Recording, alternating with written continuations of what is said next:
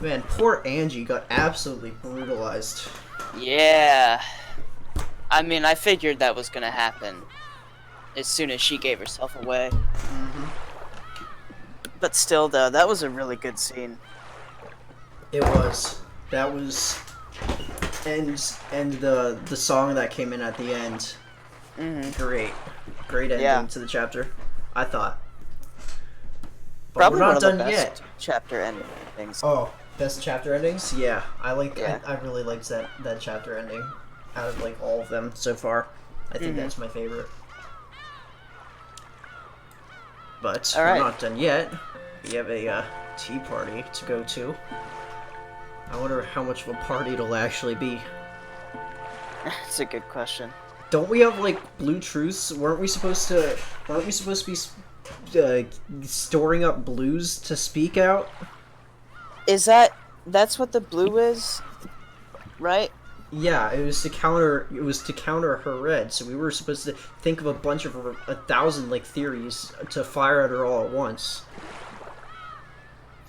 But so if you fire off a bunch of blues, they all get settled at the very end of the match. Is that? Yeah, at the that the very end idea of the behind match, it? she's like, I'll give you 60. I think she said I'll give you 60 seconds to come up with the right. I'll give you 60 seconds to come up with an actual theory, and if you can't, it's your loss. Yeah. So Okay. I think that's what she said. Do you remember anything? That's what I remember also. So I Gotcha. think you're right. Oh, do you want to read the tea party? Yeah, sure. I mean, the chapter that I read yesterday was pretty long, but if you're cool with me reading again, I can. It's up to you. If you want to read it, you can. But Yeah, otherwise, I'll I read it. want to read it. I just wanted to make sure that it's Oh no, it's good. distributed Yeah, it's good. evenly. You can read. You can read. Okay. This probably is a fun chapter for you to read, seeing as apparently we're still on the island. What? And all of this time is passing. Entire day passed? Or just Okay. past the 12 once? Oh, now entire day passed. Oh. October 5th. At some time, at some place, let's see, does it say what time it is? Oh, no, it doesn't. No. It just says real world time. Anyways, sorry. I don't have a fucking clue what to make of all of this. Please, someone explain what happened yesterday in a way that I can understand. Ow! Man, it's like the author understands where we're coming from. How confused we are. I continued helping myself with food in the mansion's kitchen. Nice. That massive commercial refrigerator had everything. I could eat and drink as much as I liked. I'd have more than enough to eat even if the typhoon didn't clear up for a week. With a bottle in one hand, half of which I'd already drunk, I helped myself to some sliced ham. I wonder just how expensive this stuff is. Man, you ingredients are out of luck. You'd had Goda-san cook you. You could have been reborn as much more incredible food. What? I looked at the clock. Very soon it would be midnight. October 5th, the second day, would end. The insanity of yesterday's October 4th didn't seem real. That was how little had happened after my so-called test. Nothing was happening. No phone calls, no letters. No one coming to see me, no one coming to attack me. Not a goddamn thing. Give me back all the time and energy I wasted being on edge. An entire day, a full 24 hours. And absolutely nothing happened. And I'm sure that nothing will continue to happen as well. A full 24 hours ago, I was called to the front of the mansion by Beatrice. There, I was given some kind of weird test to do with determining the successor to the head or something. I gave a serious answer in my own way, but unfortunately we just didn't seem to be getting each other. Beatrice got bent out of shape for no reason and stopped talking to me. I yelled at her to say something, but she wouldn't say a word. Now, somebody in the comments section on this video, the video we did where we met Beatrice on the balcony, said that although it's kind of like we as the readers can see Battler is definitely missing something. In Battler's shoes, the person in the comments mentioned that Battler really has no clue and really has no reason to suspect that he's missing something. So poor Battler is actually just fucking confused about what's going on. Right. Probably more confused than we are. Yeah, that's a good point. I mean, he doesn't even know what he's looking for, per se. The poor dude has nothing, no clues, no hints, nothing that he can go off of. Mm-hmm. Then I asked where Maria was, and she just told me to go to the chapel and went away. What an astounding anticlimax. Stupid as it was still a test, so at least tell me whether I've passed or failed, for hell's sake. What, is she trying to say, good work, your results will be mailed to you later or something? Annoying bitch. In any case, I then headed to the chapel. Both George Aniki and Jessica had been killed after failing their tests. I couldn't let Maria be killed too. Besides, I thought this could be a chance to catch whoever it was while they were in the process of trying to kill her. When I was young, Jessica often told me that I'd get in trouble if I went near the chapel. So I'd never been there, but I at least knew where it was. I couldn't sense anyone there, but there was a bundle of keys lying in front of the door. I thought this might be a message to open the door to the chapel, but after trying all of the keys, I found that none of them fit. I also called Maria's name, but there was no answer whatsoever. I searched around the chapel, but there was a limit to what I could do in the pitch black with just a flashlight. I realized that this key bundle might be a set of master keys, which could possibly open the door to the mansion. Finding no sign of Maria, I returned to the mansion.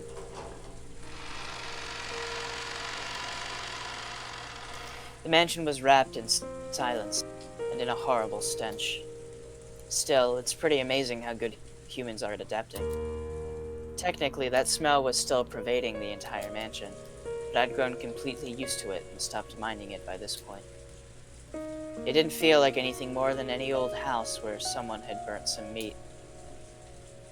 The stench knocked me back on first entering, but I ignored it and decided to head to the dining hall,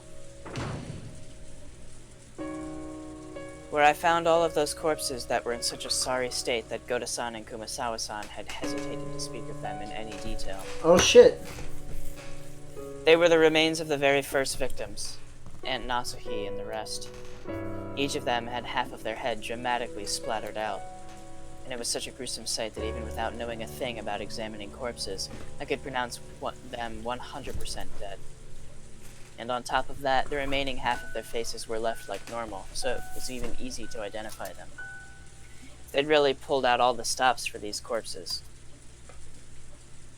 And finally, the bodies here weren't just the 6 of the first twilight. They had grown in number and now included one more. The 7th corpse was Maria. She was lying next to Aunt Rosa as though sleeping alongside her. How'd she die? I cried. I don't know. At the death of an innocent young girl, and at the cruel way my dad and the others had died. I ran about the mansion swinging my hat-stand spear, yelling, "Come out here, you bastard." Poor Battler. But there was absolutely no sign of anyone else. Thinking that they might be hiding somewhere and scheming to attack me from behind, I went around searching for possible hiding places, sometimes being cautious, sometimes intentionally letting my guard down, trying all kinds of things. But in the end, not so much as a kitten appeared.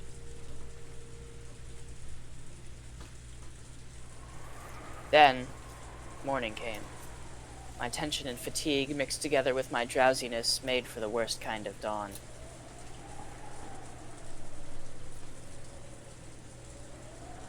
Humans are pretty incredible. Even though I didn't know where the hell the murderer was hiding, I was prioritizing drowsiness and fatigue over worrying for my own life. By this time, I was starting to feel pretty ridiculous. I had walked around the mansion for a full 6 hours until dawn broke, yelling at them to show themselves. I had done a painstaking search, tired myself out, and even let my guard down. Still, no one was coming to attack me. And so at that point I just said, screw it, do whatever you want. The boat wouldn't come until the typhoon passed. They were saying on TV that it wouldn't pass until tomorrow, so I had a whole day to waste. The idea of just lazing about didn't seem very appealing. So, even though I knew it would probably make the police mad, I decided to play detective a bit. First, the dining hall, where the very first murders occurred. The 6 who were killed in the beginning really were pitiful to look at. The weapons were probably guns. Maybe their heads were split by something powerful, like a magnum bullet or a shotgun. That seemed like valid reasoning. In comparison, Maria, who was the 7th body, had died in a far better and cleaner way. At a glance, there were no external wounds, and it wasn't clear how she had been killed, but there were signs that bubbles had been foaming from her mouth, and it looked like a typical death by poisoning that you might see on a TV drama. Wasn't Maria called out to the chapel and given her test there? Then why is she here in the corpse-filled dining hall, lying next to her mother, dead? Assuming that the cause of death was poison, who gave it to her? Her clothes aren't disturbed at all. It's hard to imagine she was forcibly pushed down and given an injection of poison. It's probably better to assume that she was given a poison capsule or something and made to swallow it. That said, compared to the violently mutilated corpses scattered about this room, Maria's corpse was far too clean. With a gun, all you need to do is pull the trigger. But poison, whether injected or made to be swallowed, would take a lot more effort. Bearing in mind the culprit's brutal nature, too, I felt that Maria's death alone had clearly been given special treatment. Oh, come on. If Beitorichi walks up to Maria and says, Maria, here's a cookie, Maria would be like, ooh, cookie, and just eat it. Are you okay? Sorry, you got me as I was drinking water. Oh, my Ooh, bad. a cookie! You honestly would, though. We should go after we see all the deaths that he confirms. We should take a look at the character log Yeah. at the bodies. Yeah, good move. Why was Maria alone given a sleep-like death? She was killed, so in that sense I still felt very sorry for her. There can be no doubt about that. But for some reason, the manner of Maria's murder in particular seemed very courteous to me. Maria had had her hands joined on her chest in the way that the dead often do. Did Maria do that herself before dying? Isn't this usually something done by someone else after the person dies? Maria was resting in peace, as though sleeping together with her mother, whose head was half crushed. For some reason, the contrast really bugged me. There are probably a lot of mysteries surrounding Maria's death, starting with the cause. And more than anything else, the biggest mystery of this dining hall was the pitfalls. The pitfalls that both Uncle Krause's group and Goto-san's had mentioned. After the 6 had been killed, 5 more had fallen through pitfalls and been captured. So, remember when we were thinking that the pitfalls were actually like drugs or, you know? Yeah. I wonder if that's still a possibility. Oh, what if they got shot by dart guns? Tranquilizer darts. It could be, but it wouldn't explain why their faces are like that. Well, when you said they were given drugs, The ones who fell through pitfalls, yeah. Well, didn't Oh, I'm sorry. I got really confused. I thought everyone fell through pit holes, but it was only the ones who ended up in the dungeon. Yeah. Okay. All right, never mind. What are pitfalls? Those things that suddenly open and you fall through them, right? The floor was firmly laid with a majestic, if a bit worn out, carpet. It was clearly a single piece. If pitfalls are meant to open up in it, there would have to have been a seam in that one place. And anyway, if there was some trick like a pitfall, wouldn't it creak if you walked on it? No matter how much I walked over or ran my hands over the carpet, I just couldn't imagine that a pitfall was hidden there. In the first place, it would be one thing if a single person had fallen, but it was a full 5 people. From what I could piece together from all of their stories, each one of them had fallen from a different location, so at the very least there had to be 5 separate places concealing pitfalls. So what does this mean? Was this room actually made with pitfalls across the entire floor, so that with a single button press you could open up a pitfall in the location of your choice, like some kind of contraption like that?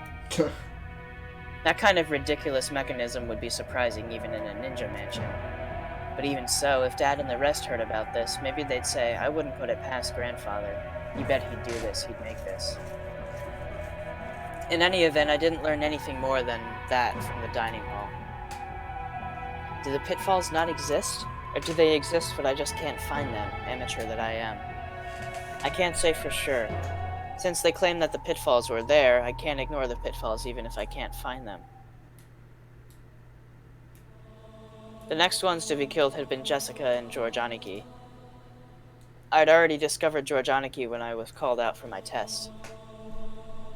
He was called out to the arbor in the rose garden and shot in the forehead, probably with a gun. Oh, fuck.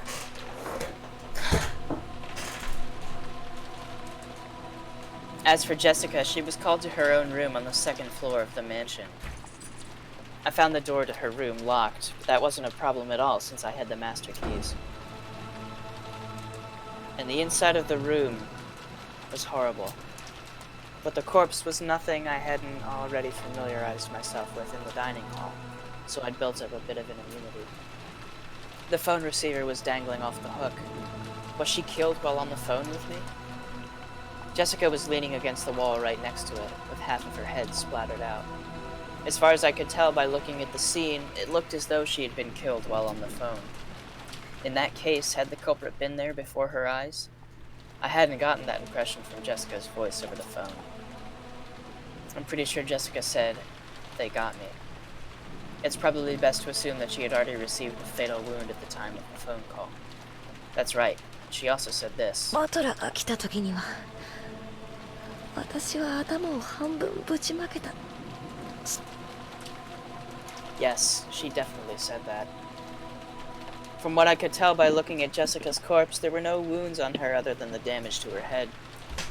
Then, she was injured seriously enough that she steeled herself for death, and then died halfway through the phone call. But it feels like with the way she was talking on the phone, she was out of danger for the time being. You shouldn't be able to have a casual conversation over the phone if the killer is right in front of you. So, did the culprit come partway through the phone call and kill her? No, that can't be right. After all, this room was locked. No, like hell that counts for anything anymore. Seriously. If the culprit had stolen a master key from one of the victims, the fact that it was locked is meaningless. But there are no external wounds other than her head. In which case, should I assume the fatal wound she was prepared to die from and the actual wound that destroyed her head were 2 different events? Both of them made to be to the same part of the body? In other words, Jessica was struck severely to the head and received an incredibly bad wound. Then she called me and either lost consciousness or died while on the phone. Then the culprit came and destroyed her head for real. There's some.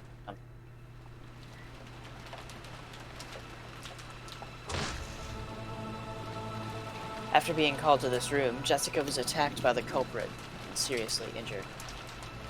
And the culprit thought they'd killed her and went away for the time being. But then Jessica miraculously started breathing again and called me with a literal dying message. Then the culprit realized that they had failed in killing her and rushed back to deliver the final blow to Jessica, who had lost consciousness from massive blood loss. That seems to make sense, more or less. Except for how Jessica was able to accurately predict the form of that final blow. And there was one more thing that bugged me about the phone call from Jessica. Jessica said this. 庄司兄さんもダメだった。ありゃ即死だ。 Huh. She said it almost as though she had witnessed George Aniki being killed. But while you certainly could see the rose garden from the window in Jessica's room, the arbor that George Aniki had been called out to was very far away. You could only just make out the roof. Add on the fact that it was the night of a typhoon, and it's hard to imagine that she was able to witness everything that had happened by the arbor from this window. And most important of all,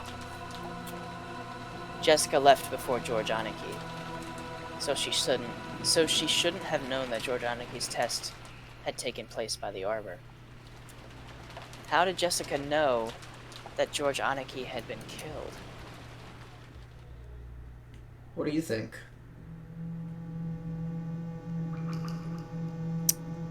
I'm not sure, man. I was trying to think of a way to logically explain that, but I just can't right now.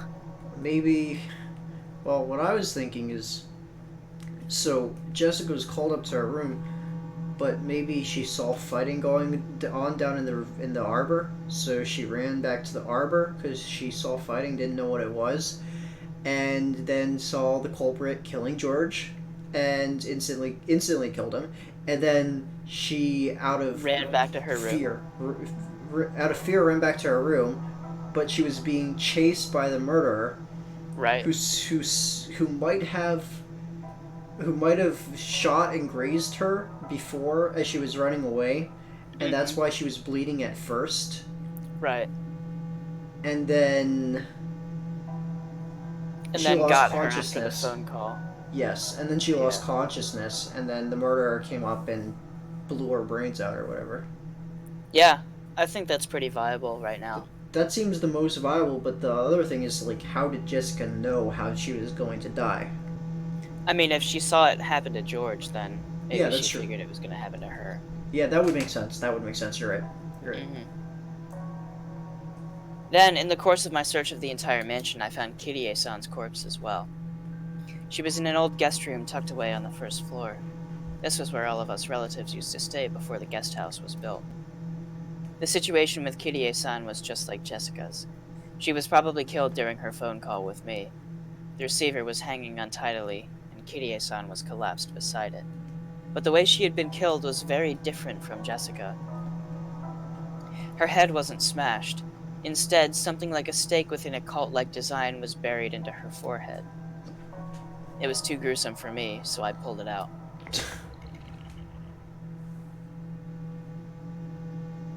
It was only after pulling it that I realized that this might get me into trouble with the police later. So, even though it probably was a little late now, I laid it by Kirie-san's side. Its tip was sharp and stained with enough blood that it must have penetrated fully to the brain. I didn't know what kind of metal it was made of, but it was about as heavy as a paperweight. Certainly, if you were stabbed all out with something like this, it might cause a terrible wound. I probably understood what this stake meant. Yeah, I know this. It's the method of killing from the fourth twilight onwards in the Witch's Epitaph. That gouge with a stake and kill thing, probably. However, the human skull is very hard. Even with all one's strength, could you really pierce through it this sharply? No. The way I reason it, this stake wasn't the cause of death. It was just used to damage the corpse after death. She was probably killed by being shot with a gun or something, like George Aniki, and the stake was stuck into the hole left by the gun. Thinking about it that way, everything works out. But was Kirie-san really killed with a gun? She had said on the phone as well. Kirie-san was under attack even though she was holed up inside a locked room. And this room actually was locked. And she had said something about a golden thread-like thing flying in through the keyhole and attacking her. And in fact, there were 4 places around Kirie-san's corpse with holes that could have been caused by some kind of attack. But still, a golden thread attacked her through the keyhole? I looked at the door from Kirie-san's perspective. If it had been one of those old locks like you see in an old mystery movie, where you can peek through to the other side, then you could understand that something might potentially have come through it. But even though the doors in this mansion were old-fashioned, the locks were the familiar, average cylinder style that you could find in any normal house. In other words, there was no hole going all the way through, by construction. So no matter how thin an object might have been, it's impossible to imagine that it could have penetrated through the keyhole from the outside and attacked her. Cylinder lock. Keyhole? But Kirie-san had definitely said that something like a golden thread had flown in through the keyhole and spun around and around, aiming for her, attacking her. A golden thread attacking through the keyhole. I couldn't understand what it meant at all. Wait, actually, Kirie-san predicted that I probably wouldn't be able to understand all this. And not just Kirie-san. Jessica said it over the phone, too. No, since the very beginning, from the time we talked with Goto-san and Kumasawa-san and got the phone call from Uncle Krause's group, everyone has been saying the same consistent thing. Grandfather is summoning witches and demons and killing people with magic. We witnessed it happening with our very own eyes. No tricks, no illusions. No choice but to believe it. They all said it with one voice. When that mysterious woman calling herself Beatrice appeared, even I pretty much believed that she was a real witch and might start summoning goat monsters right and left. However, after being left alone for a whole day, once my feeling of tension faded completely, I had a level enough head to think that this was way too stupid to possibly be true. In that extraordinary situation where their lives were exposed to danger, did they just lose their heads a little and mistakenly think that a witch was attacking them with magic? But multiple people testified to the same effect, and on top of that, none of their opinions contradicted one another. If it had been a single person's statement, I'd be able to suspect that they just didn't see what they thought they saw. But doing that now is pretty difficult.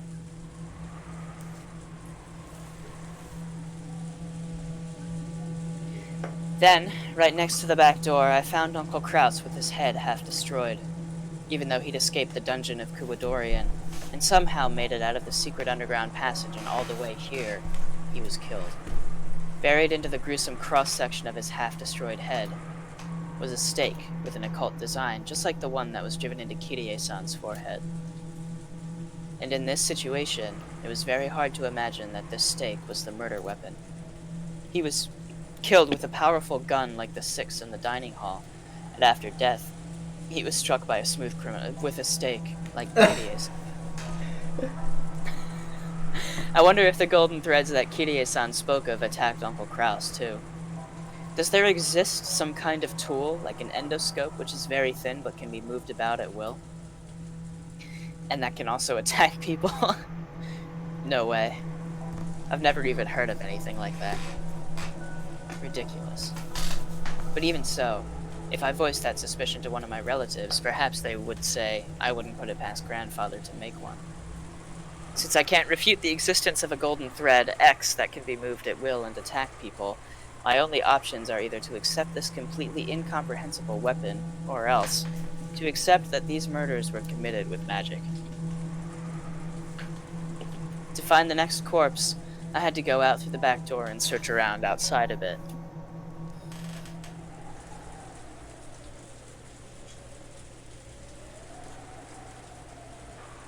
Behind the mansion, in the wild-grown bushes that were almost swallowed up by the forest, there was something like an old well. And right next to it were the corpses of Dr. Nanjo and Shannon-chan. Shannon! Both corpses had their heads smashed, and there was a stake lying right next to each of their destroyed heads, though they weren't stuck in. All of the corpses were atrocious, but having to look directly at Shannon-chan's lovely face, half of which was blown off, was very painful. Then there was the well, inside which I was told was a secret underground passage to the mysterious mansion Kuwadorian. By this time, I was beginning to think that Beatrice and her accomplices might have used this underground passage to leave for Kuwadorian. There were supposedly 10 or more of these guys, and I hadn't seen hide nor hair of any of them. It made a hell of a lot of sense to think they'd already escaped somewhere else. They had this typhoon to contend with. They couldn't go out to sea. Same for the forest. There was no way that they could traverse such a deep, uncultivated forest on foot. In that case, there was only one place for them to go. The mysterious hidden mansion, Kuwadorian. The secret underground passage at the bottom of the well. By this time, I had entirely lost my fear of being killed if I happened to come across the enemy. Screwing with me like this. This time, I'll march into your mansion. なんだこりゃ。ちくしょう。 The old well had a firm cover on it. The cover was an iron grill. The gaps between the bars were perhaps 20 centimeters square. You could peer inside, but it really wasn't something a human could pass through. If I had known better, I wouldn't have thought it to be anything more than a simple cover to protect against falling in. But from what Kirie-san had told me, I knew that it had been made to prevent intruders from entering the secret underground passage at the bottom. But the cover was fixed in place extremely firmly, and no matter how much I pushed or pulled, I couldn't even get close to removing it. I couldn't find any obvious lock. Maybe it was sealed by some mechanism. But no matter how much I investigated it, I couldn't find anything to release it. The underground passage in this well is the biggest piece of information I have that Kirie-san gambled her last moments trying to tell me about. こんな二程度で俺を阻めると思うんじゃ。こいつをぶち壊してやれ。その道具を探そう。 I had an idea of where to get one. Maybe the shed. Because I'd seen the various tools in the gardening shed when we locked Goda and Kumasawa-san in there. Now how to get in there. But the shutter to the gardening shed was locked. On top of that, the key was with Goda-san, who was inside and dead. In other words, this gardening storehouse was a locked room. Ow! There was no way to open it from the outside. In that case, I would have to break the shutter. I wonder if there's a tool for that somewhere. It kind of felt like I was going in circles. Then, while searching for that, I learned that the source of the stench that had been permeating the mansion this whole time was the underground boiler room. The boiler room was dimly lit, humid, and it had a terrible stench, and on top of all that was incredibly creepy. It's been a long time since we've been down here, hasn't it? Yeah, it has. It really has. I think it's been like 2 episodes since the last time we were down here. Burnt bodies? There are several large... Oh, what? Sorry. Or is there going to be more burnt bodies? I don't know, maybe. But there were several large tools there, and I was able to find a fire hatchet and a massive wire cutter. And grandfather's corpse, too. No, strictly speaking, I should probably say that I found the burnt corpse of a person who was probably grandfather. Check his toes!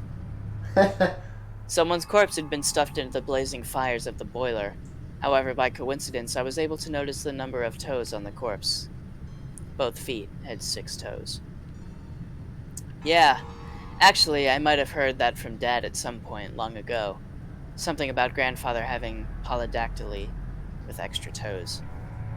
It was apparently an old Ushiromiya tradition for people with extra fingers or toes to be treated as a good omen, saying they had good fortune or something. And that's why grandfather was selected to be the next head. Or some bullshit like that. But I wonder if I can be certain that this is grandfather's body just from the number of toes. After all, grandfather was supposed to be the leader of the group of culprits.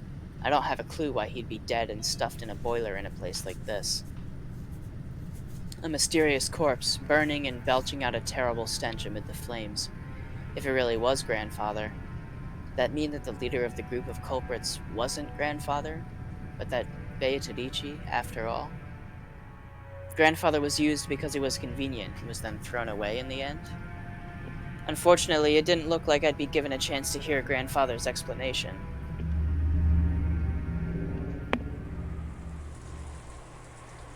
Now that I had obtained a tool, I thought about immediately taking on the cover to the well, but I decided to break the shutter to the gardening shed first. I had plenty of time to kill anyway. I thought I should check on the condition of Goda-san and Kumasawa-san's corpses. You also had plenty of people to kill. Exactly. I hit the shutter with the hatchet, breaking into it, stuck the wire cutter into the crack, and scissored it around, opening up a hole. Then I came face to face with Goda-san and Kumasawa-san's corpses once more. As a result, I learned some new facts. First, they did not die by being hanged.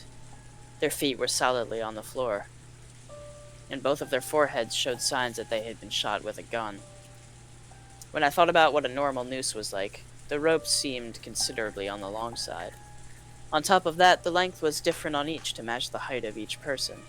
In other words, the lengths had been adjusted so that Goda-san, who was tall, and Kumasawa-san, who was short, had their feet solidly but barely on the ground. Also, while the ropes carried both of their weights as their heads lolled, both of them had some slack below their knees. This meant that if they stood upright with these nooses around their necks, there would be some extra length. In other words, these ropes were a bit unsuitable to hang someone with. The direct cause of death was probably the shot to the head. It was gruesome. Their insides were still dripping out from those deep holes, staining their faces a deep red. When they were hung up by their necks and left on display, that probably makes the most sense. If they were shot with a gun, they probably have been lying down on the floor. They would probably have been lying down on the floor. If that had been the case, you wouldn't have been able to tell if they were dead by peeking through the window. The mountain of stuff would have gotten in the way, so if they had been lying down, they would have been hidden. To make the deaths of these two known to the rest of us who couldn't get inside, they had to hang them like this so we could tell from the outside. Was this to get back at us for thinking that the two of them would surely be safe if we left the key with them? I wonder where the shutter key we gave Goda-san, which should have ensured their safety, is now. That key was in his trouser pocket. The gardening shed key had been kindly left there, and even the tag was still attached. In other words, the gardening storehouse was a locked room after all. And that gave rise to another question, because this hanging was inexplicable. If they didn't commit suicide, then the nooses were set up by the culprit. It might have been possible to shoot them through the window, but I really can't imagine that someone could have tied two ropes to the beam from the outside. And on top of that, they would have had to lift up those heavy corpses. There's just no way. In other words, to do all of this, they would have had to go inside. But the key was in Goda-san's pocket and the shutter was still locked. In other words, the gardening storehouse was a locked room. Goda-san had said that there was only one key for this shutter, but is it possible that there was a copy and that the culprit was in possession of it? If we're allowed to theorize that there were actually multiple gardening storehouse keys and that Goda-san just didn't know about them, then this isn't even close to a locked room. But why is it that, despite the fact that almost all of the other corpses were shot to death, and left almost completely alone, these two corpses alone were intentionally hoisted up? I couldn't help but feel something a bit odd about that. Assuming that the mystery corpse in the boiler was grandfather, and the deaths of 16 people had now been confirmed. There were 18 people on this island. There's me, and 16 corpses. Canon-kun's corpse was the only one I hadn't been able to confirm yet.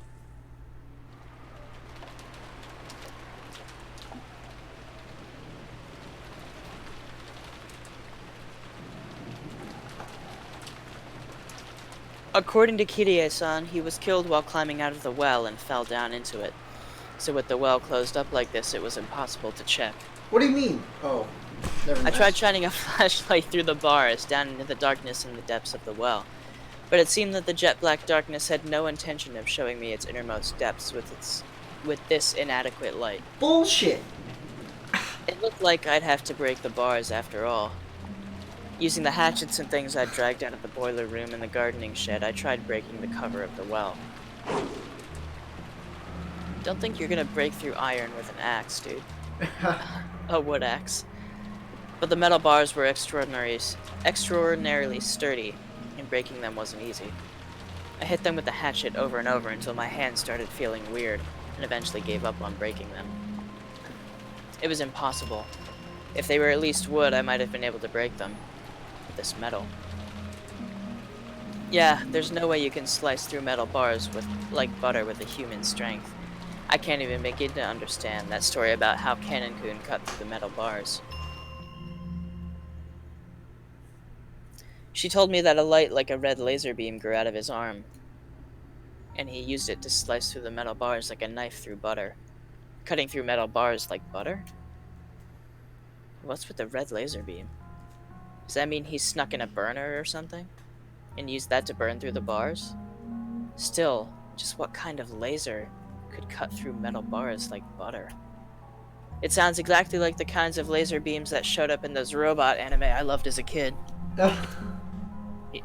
Battler's a mecha fan, confirmed. Evangelion. Yes.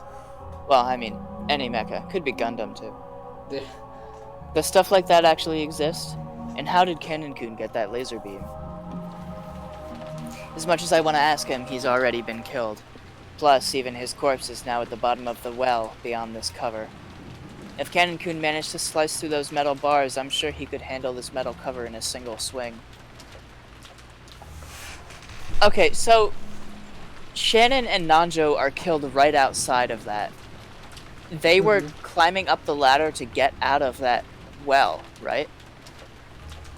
Well, when they were killed, I think they came out first, and I think Cannon was the last one to come out. Mm-hmm. And I think Cannon, everybody else was out, and Cannon was climbing up the ladder, and he got killed first. He got shot as he was going up the ladder, so his body fell down. Well, if they got out, did they close the well again? That's what I was thinking. Why is the well closed? Yeah, why can he not get in if they were able to get out? That's my question. And also, if they were being murdered and in a panic, they wouldn't try to close the gate, would they? They would just try to run. The other thing is maybe the murderer closed it?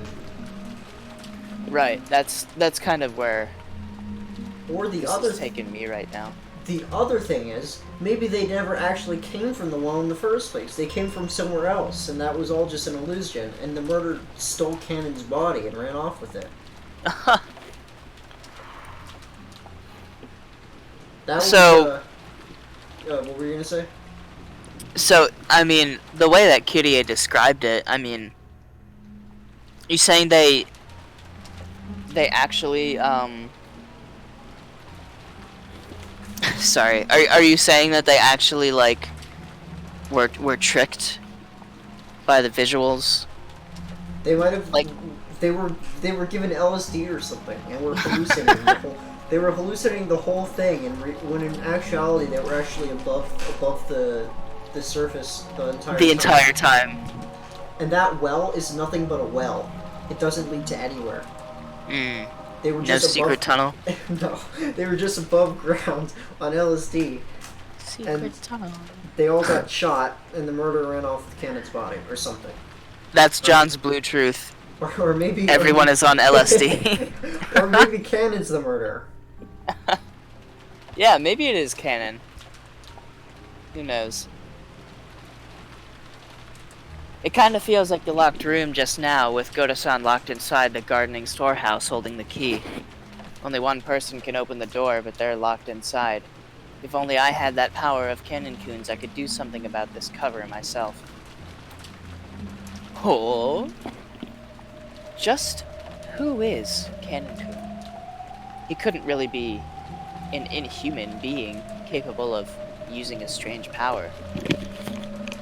Right. Even Kirie-san told me to believe in witches, and I've also met an insane woman calling herself one. Could Kennen-kun possibly be a woman? Oh. Sorry. A human on the witch's side. What? Where did that come from? I saw human and I said woman for some reason. Or else, the culprit. Could Cannon be a woman?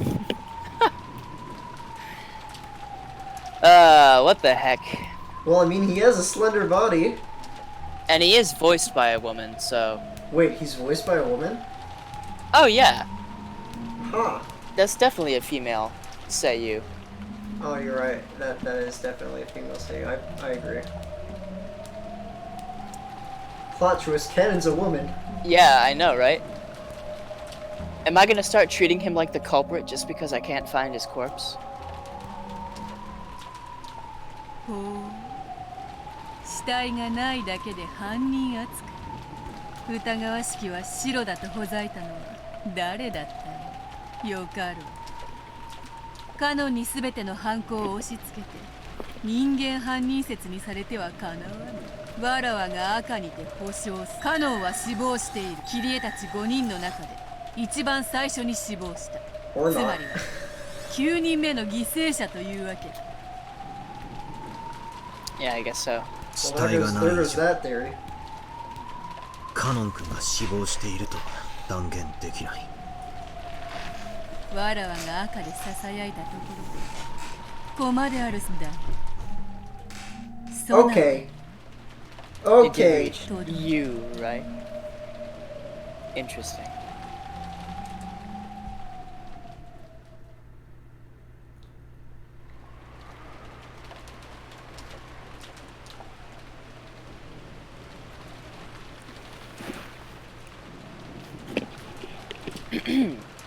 At a glance, this appeared to be a mass murder committed using something strange that could only be thought of as magic. Golden threads that attacked through keyholes. No, we even had testimony that something gold had flown around the dining hall during the first 6 murders. The 2 might have been the same weapon. Then there was the locked room murder of the garden shed and the laser beam that could cut metal bars. And that wasn't all. There was much, much more. Moto something. Like the group of goat monsters. The talk of a witch who could create pitfalls just by snapping her fingers, and the rabbit-like demons who had fired golden threads. I think there were more, and each and every one of them was ridiculous. I couldn't possibly accept it, and was forced to suspect that there was some kind of trick or mistake. But why in the world had everyone spoken with one voice, saying the same thing without contradictions in their testimony? Because after all of them wanted a lot of money right away. Yes. Right now. It's not only the magic. Maria's mysterious death. Jessica somehow knowing that George Aniki had been killed. The mysterious burnt corpse which I couldn't confirm actually belonged to my piece of shit grandfather. And more and more. All stuff I just don't get. We saw all the bodies, right?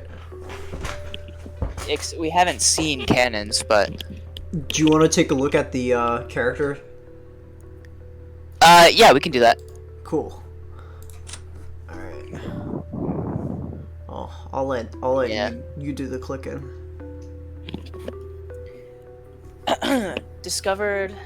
Or do you want to read the first part, or...? Sure. Discovered as a burnt corpse from the incinerator in the underground boiler room, as there were no signs that he fought to get out of the incinerator, it seems reasonable to think he was burned after he was murdered. Dust to dust, ashes to ashes, the dead to dead.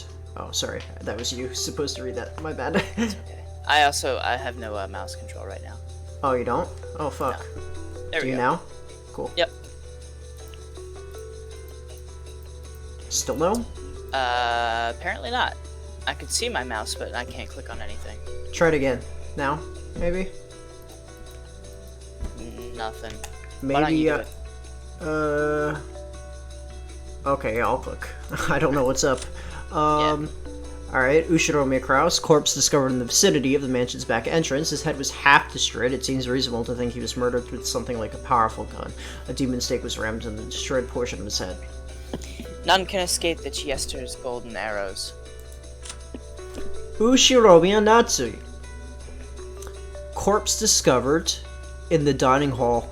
Her head was half destroyed. It seems reasonable to think that she was murdered with something like a powerful gun. However, the witnesses don't believe that she was killed with a gun.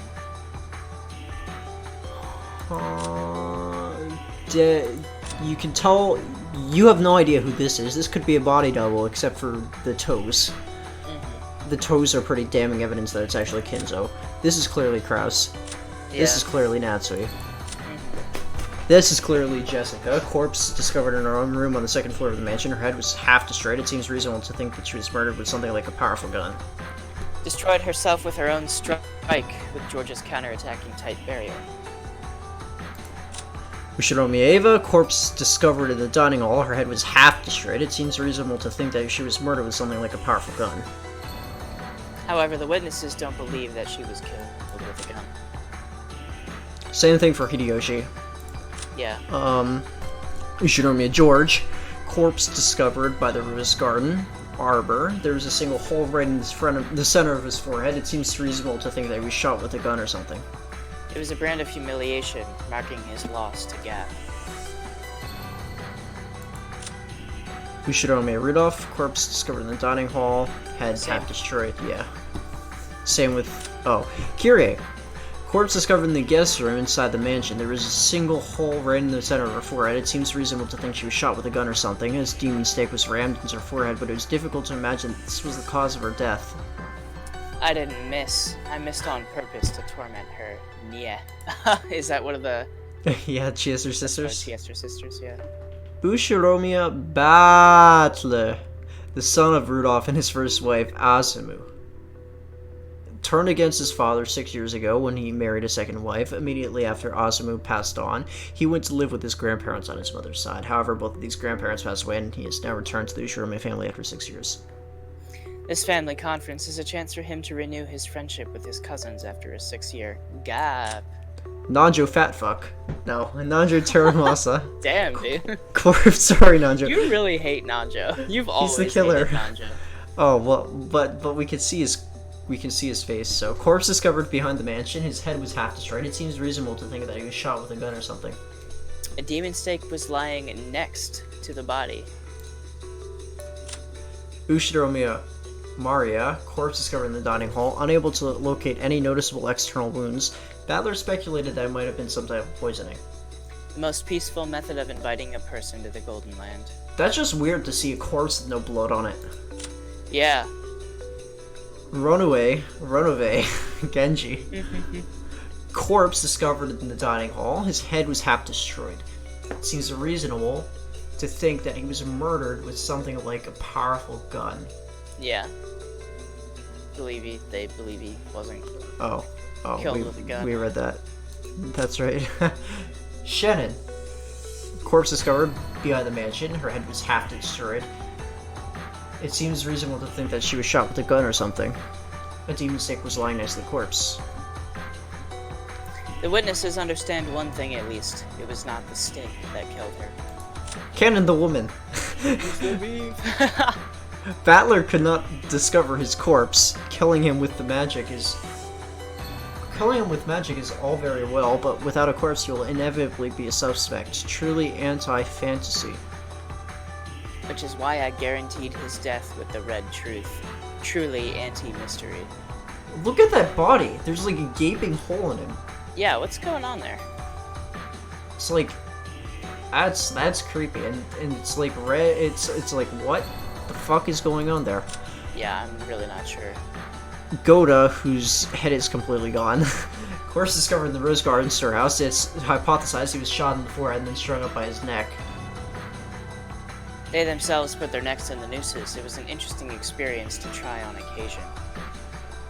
Oh shit. They themselves put their necks in the nooses? That's probably the witch or whoever trying to make us think that it was magic, or that they killed themselves or something. Right, yeah. Good point. But what's interesting is it too dark to actually see their faces? Was Battler Is not that able why to they're see? blacked out like that? Yeah, I feel like it was dark in the storehouse and Battler couldn't see his face. If it's the same thing for it's the same thing for Kumasawa Chiyo.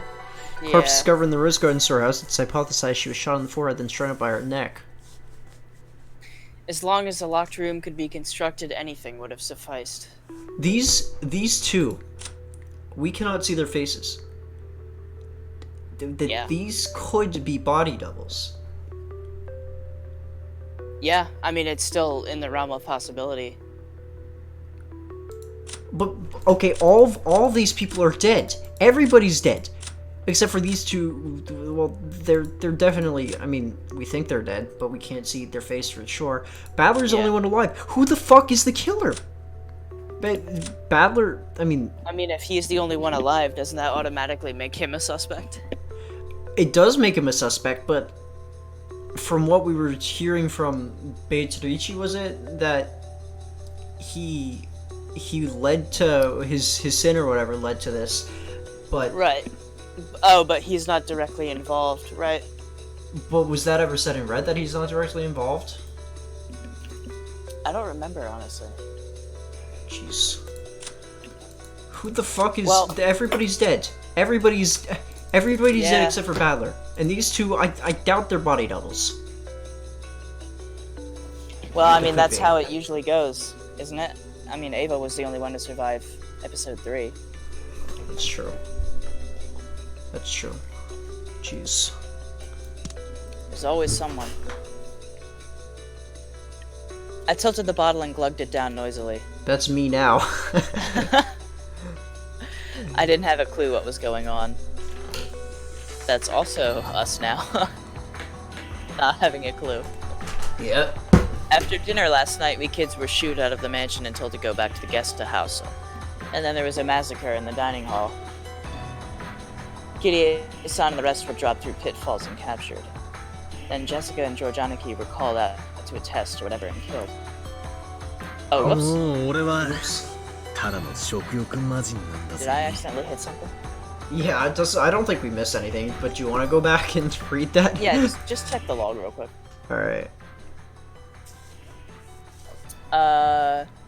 Kitty-san's group managed to escape the dungeon somehow, but all of them were killed in the end, and at the very, very end, even Maria was killed, leaving me all alone.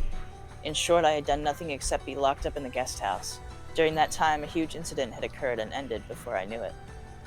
What could I call it, except incomprehensible? I don't have a clue anymore. Inconceivable. 俺だけ生き残らせるつもりかよとっとと姿を現して殺しに来いってんだもう面倒だからこっちからは探さねえぞそっちから正体を見せやがるってんだ俺は逃げも隠れもしねえぞ矢でも鉄砲でも持ってきやがれ I haven't had any sleep since yesterday, and I'm tired as all get out. You want to kill me? Be my guest. I decided to return to the guest house and boldly rest on the bed. As I exited the kitchen and passed through the lobby, that portrait of the witch came into view. The big clock did too. At that very moment, it was exactly midnight. Fuck. Fuck. Fuck. And the sound of the bell proclaiming that it was midnight rang out. As I listened, I looked up at Beatarichi's portrait. Exactly 24 hours ago, I met you. What were you trying to say to me? And where did you go? Just who in the world are you? Golden Witch Beatarichi. I haven't solved a single one of the riddles surrounding you. Show yourself. And fight with me.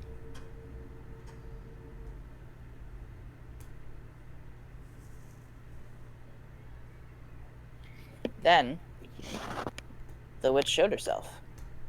Like a guest of honor finally appearing, she showed herself on the landing at the top of the big staircase. ようやく姿を現しやがったな丸一日退屈させられてたところだぜそうだ丸一日を与えた人間側の権利行使は十分かああ退屈だったんでな存分にやらせてもらったぜエンジェは良い駒であったなエンジェの名はお前が口にするんじゃねあれは奇跡によって現れ自らを生贄にしてそなたに絶対の勝利の執念を与えエンジェの名を口にするなえあの無残な死はそなたにあの死を見なければそなたは本気にならないエンジェの幸薄き未来を自覚しなければそなたに勝利の執念は生まれないエンジェの名を口にするなと言っているつまりは必要な生贄だったというわけだそうでなくてはそなたにわらわを殺すほどの怒りは生まれないわらわとそなたの拮抗が崩せないベルンカステル教名これは駒ではない切り札と呼ぶがふさわしい駒はどれほど活躍しようと盤上を離れることはしかし切り札はどんな力を発揮しようとも切れば確実に捨てられる。エンジェル、そなたにとって実に良き切り札だった。エンジェの名を口にするんじゃな。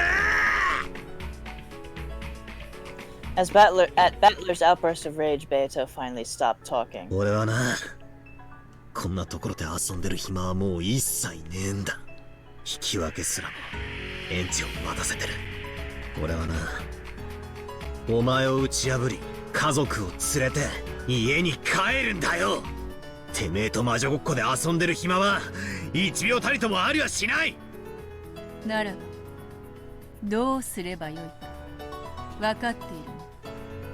ああ、お前をぶっ倒す。魔女も魔法も幻想も妄想も全て俺がぶっ飛ばす。さあ追っ始めようぜ。もう二度とごまかさせない。ゲーム再開だぜ。お前という嘘っぱちを追う魔女のベールを俺が引き裂いてやる。長いわ。素直に一言わらわを殺してやると言えばよい。ああ、その言葉をお望みなら言ってやるさ。俺が聞いてやるお前の望みで最初で最後のものだ。感謝する。お前を